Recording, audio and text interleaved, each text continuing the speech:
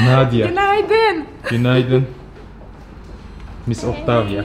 Hey. Good morning. Morning. How are you? Great.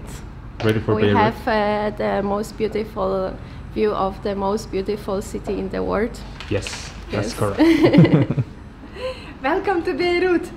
Happy birthday to me. Happy birthday to you. Nadia'nın doğum gününü kutlamaya geldik buraya. Octavia. Anne ne yapıyorsun? Bugün Lübnan'ın Beyrut kentindeyiz. Beyrut'u hep birlikte dolaşacağız sizlerle birlikte. Aynı zamanda Nadia'nın da doğum gününü kutlayacağız buraya kadar gelmişken. Bakalım Beyrut nasıl bir yer? Hadi bakalım birlikte keşfedelim.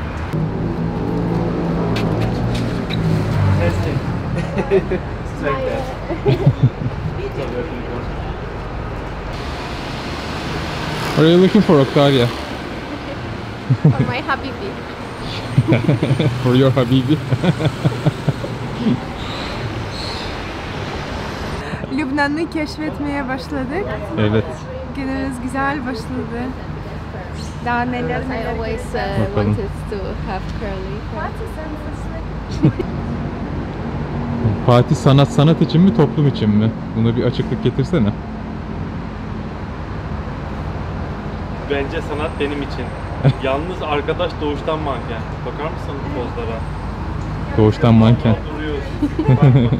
Beyrut'u ilginç kılan özelliklerden bir tanesi de buradaki Müslüman ve Hristiyanların bir arada yaşaması. Halkın yarısı Müslüman, yarısı da Hristiyanmış.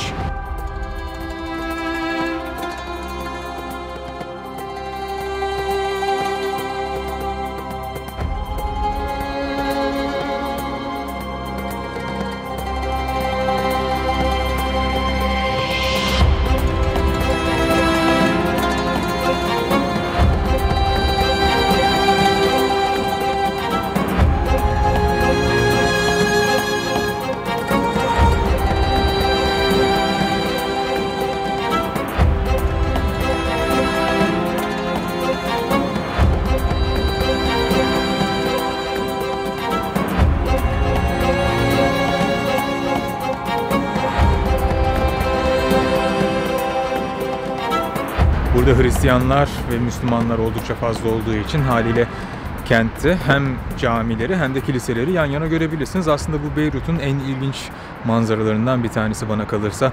Yine buraya geldiğiniz zaman diğer birçok yerde görmediğim bir şey var. O da buradaki kiliselerde Arapça yazıyor olması. Bir kiliseye gittiğiniz zaman Arapça yazı bulmanız hele ki günümüzde neredeyse imkansız bana kalırsa.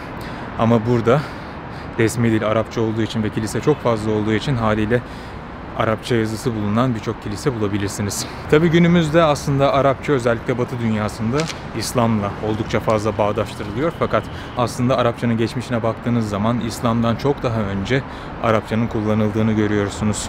Beyrut, eski Beyrut ve yeni Beyrut olmak üzere ikiye ayrılıyor. Yeni Beyrut'ta daha çok gökdelenler bulunurken ve modern yapılar gözükürken eski Beyrut'ta daha eski yapılarla karşılaşıyorsunuz haliyle. Özellikle Beyrut'ta yaşanan ve 1991 yılına kadar süren iç savaştan kalan etkiler eski Beyrut'ta hala gözlenebilmekte.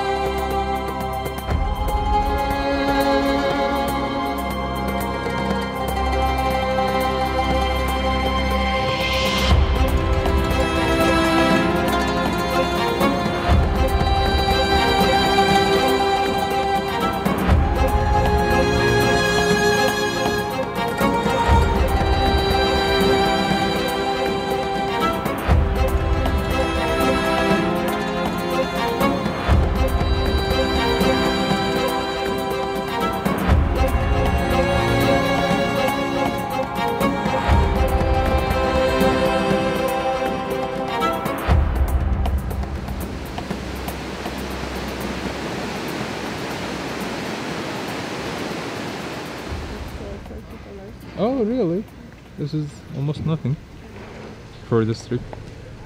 You paid 50 from the airport. From the airport, yeah. Don't remind me that. Hoş geldik, hoş bulduk. Hoş geldiniz, hoş bulduk. Nadia ile Türkçe dersleri. Benden Hoş daha geldik, neler hadi. öğreneceksiniz. Az bak Böyle şu mağaraya kırık bakar Türkçeler. mısın? Nadia bak. Şurada küçücük mağara yapmışlar. Nadia'cığım nereye geldik yine? Yukarıya çıkmaya hazırım. Muazzam bir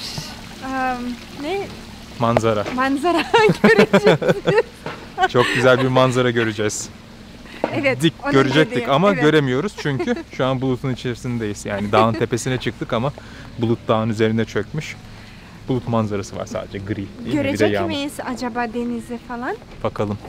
Görelim. Hadi. İşte olan manzara da bulutun içerisinden ancak bu kadar. Yani gösterebildiğim kadar göstereceğim size ama çok umut yok.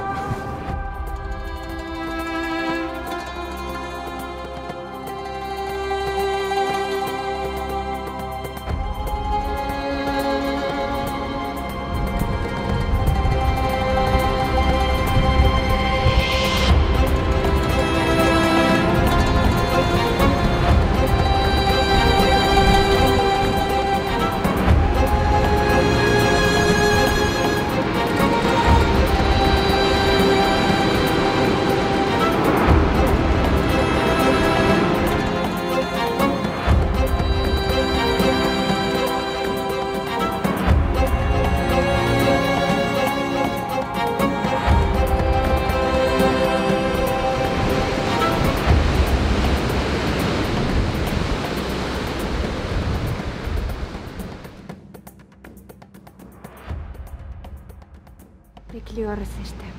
Restoran seçecekler. Uber çağıracaklar. Ne zaman gideceğiz? Daha çok bekleriz gibi duruyor. Ya. Ekip çürük.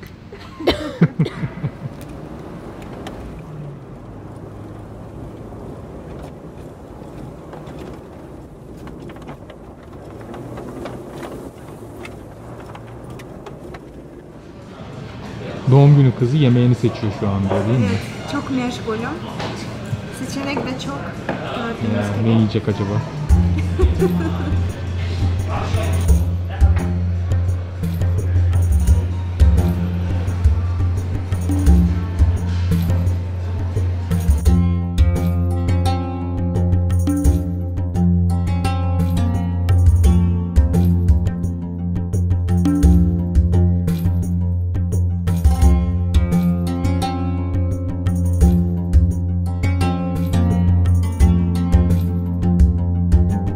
Doğum günü kızı Nadia.